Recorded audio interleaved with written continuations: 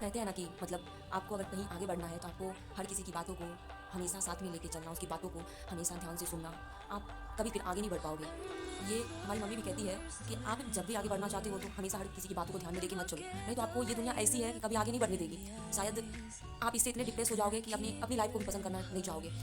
खास करके हमारी ज़िंदगी, हमारी लड़कियों की ज़िंदगी ऐसी ही होती है।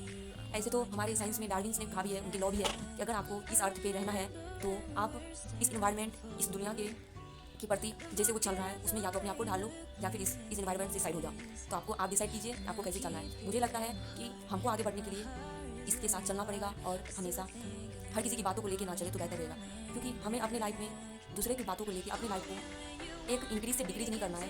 बिकॉज मुझे अपनी लाइफ में बहुत आगे बढ़ना है। ये अब हम अपने आप को, आप सभी को एक मोटिवेशन अंदर फील करवाने के लिए कि आप हमेशा आगे बढ़ो, बस इसलिए मैंने कहा है। तो good morning everyone, welcome back to my channel. तो आज की शुरुआत, तो अभी मॉर्निंग के 6 बज गए हैं और मैं अपने टेबल पे आ चुकी हूँ और बैठ के पढ़ाई करने के लिए। तो मैं सबसे पहले अपना टू डू लिस्ट बनाई हूँ और एंड देन मैं अपना स्टडी स्टार्ट करूँ। उससे पहले मैं अपना टाइमर सेट कर ली। आज मेरा टाइम है कि मैं 8 आवर कम से कम पढ़ लूँगी।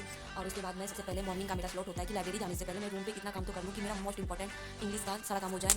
लगभग में मैं वोकेबलरी और उसके बाद ग्रामर करके ये सारा काम कर लेती हूँ, तो मुझे थोड़ा सा रिलैक्स फील हो जाता है कि मोस्ट इंपॉर्टेंट काम हो गई है। तो वोकेबलरी मेरा कंप्लीट हो गया और उसके बाद मैं ग्रामर कर रही हूँ। अब मैं ग्रामर में प्रोनाउन वाला चैप्टर स्टार्ट कर चुकी हूँ और सबसे पहले मैं तरुण ग्रोवर सर का लेक्चर स्टार्ट की। तो लेक्चर में मैं 2 घंटे का मेरा स्लॉट था कि मैं ग्रामर का इतना देर कर लूँगी।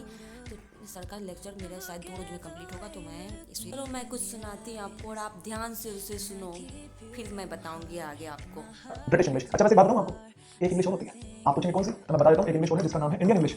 आप बोलेंगे सर ये कौन सी इंग्लिश? अरे हम थोड़ी पीछे थोड़ी हैं, हमारी भी इंग्लिश है। I am dying, I am खाइंग, यू क्या करेंगे, व्हाट यू डूइंग, ये हम भाई हमारी देन है ये। मतलब हम लोगों ने लैंग्वेज को इतना प्यारा बनाया हुआ है जितना किसी देश ने नहीं बनाया। तो ध्यान रखिएगा, इसकी भी एक वैल्यू है, इसका भी एक लेवल है। हर कोई नहीं बोल सकता ये वाली इंग्लिश, ठीक है? अगर आपको आती है तो मतलब आप एक महान आदमी हैं, अगर आपको ये वाली इंग्लिश आती है, ठीक है? और बचपन से जिसको नहीं आती है हम यही बोलना शुरू कर देते हैं। और इसके पीछे कारण क्या है पता है? आपको एक चीज बताऊँ, आपको एक बहुत बढ़िया चीज बताता हूँ।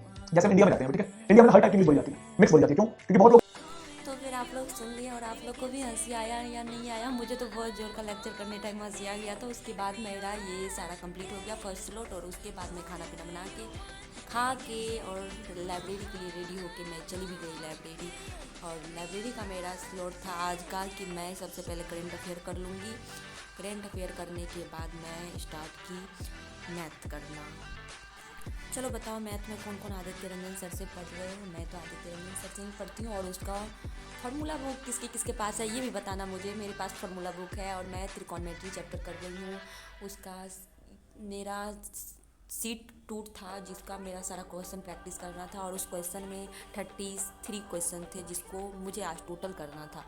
और मैं बैठ के ये सारा कंप्लीट की और तब तक आप देखो कि मैं कैसे कंप्लीट। चलो आप लोग एक बात तो मुझे बताओ कि आप लोग लाइब्रेरी जिसने ज्वाइन कर रखा, क्या 1 या 2 शिफ्ट में लाइब्रेरी वाले जो ऑनर होते हैं वो आपके सीट को फिक्स करते हैं? मेरे लाइब्रेरी में तो ऐसा नहीं होता है, क्योंकि आज मैं जहाँ बैठी थी वहाँ ऑलरेडी कोई बैठी हुई थी, वो शायद ऑल शिफ्ट ले रखी थी। और उसके बाद मुझे उसने बाद में जब वो आई तो मुझे उठा दी, बीच से ही उठा दी। लगभग शायद 2-2:30 बज रहे थे उस टाइम में उठा दी। मुझे बहुत गुस्सा आया था। मैं तो बोली भी उससे कि मैंने लाइब्रेरी वाले अंकल से पूछ के बैठी हूँ, तो बट उसने नहीं मानी। वो बहुत बोलने लगी उठो उठो।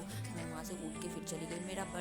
मैं सच बता रही हूँ, मेरा माइंड बिल्कुल डाइवर्ट हो गया। मैं क्या बोलती हूँ, मेरा टाइम मुझे एक जगह से फिर उठा के कहीं और दे दोगे तो फिर मेरा पढ़ाई में जो इंटरेस्ट आता है ना वो बिल्कुल ध्यान इधर से उधर भटक जाता है।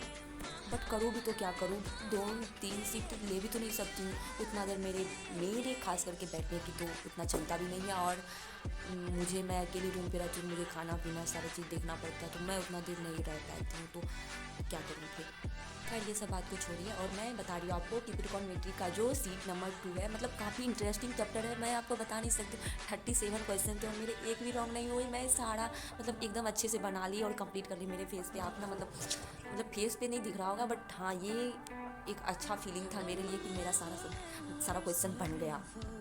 और अगेन मैं ये जब मैथ को कंप्लीट करके मैं जीके जीएस करना स्टार्ट की। और जीके जीएस में मुझे आप लोग कौन कौन, पहले ये बताओ कि कौन कौन जीके जीएस में लूसेंट के बुक को रेफ़र करते हो? मैं तो लूसेंट का बुक ही रेफ़र करती हूँ। और ये स्टार्ट करने के बाद मुझे पार्लियामेंट में, आप लोग को मैं बताई थी कि पार्लियामेंट में मैं संडे को टेस्ट लगाई थी। सॉरी, मुझे नहीं पता था कि पार्लियामेंट में इतना बड़ा पढ़ना पड़ता है। परमार सर का एक लेक्चर था, मैं बस उस पर देख रखी थी कि द पार्लियामेंट लिखा हुआ था, तो मुझे लगा कि कंप्लीट यही पार्लियामेंट का लेक्चर। और जहाँ तक उसमें आर्टिकल दे रखे थे मैंने बस वहीं तक पढ़ा था। मुझे पता ही नहीं था कि आगे भी पढ़ना पड़ेगा पार्लियामेंट में। और मैं उसका टेस्ट भी लगा ली। मेरे इतने घटिया उसने मार्क आए हैं, और मैं आपको बताओ मेरा उस दिन फेस देखने लायक था। आप वो वीडियो को जोड़ देखना, संडे वाला वीडियो को, कि मेरा क्या रिएक्शन था उस दिन। और आप ये जो मेरे फेस पे स्माइल देख रहे हो, ये मेरा कोई और स्माइल नहीं है। बीच में मुझे जब वो उठा के कहीं और सीट दे दी थी, तो मेरा माइंड डाइवर्ट हो गया था और मैंने एक शॉर्ट्स निकाल के देखा। फर्स्ट शॉर्ट्स में ही मतलब इतने हंसी आ रहे थे मुझे वो शॉर्ट्स देखे कि बता, वो मैं रिकॉर्डिंग नहीं कर पाई उस दिन। और आप जो मेरा फेस देख रहे हैं, मैं रीडिंग कॉम्प्रिहेंशन करने के बाद मेरा फेस ऐसा कुछ देखने लगा था, और मैं धो के फेस को फेस कर ली थी, और उसके बाद मैं आ गई। तो अब मैं चलती हूँ रूम पे। आज का ब्लॉग यहीं खत्म होता है। नेक्स्ट सब्सक्राइब करो जल्दी से।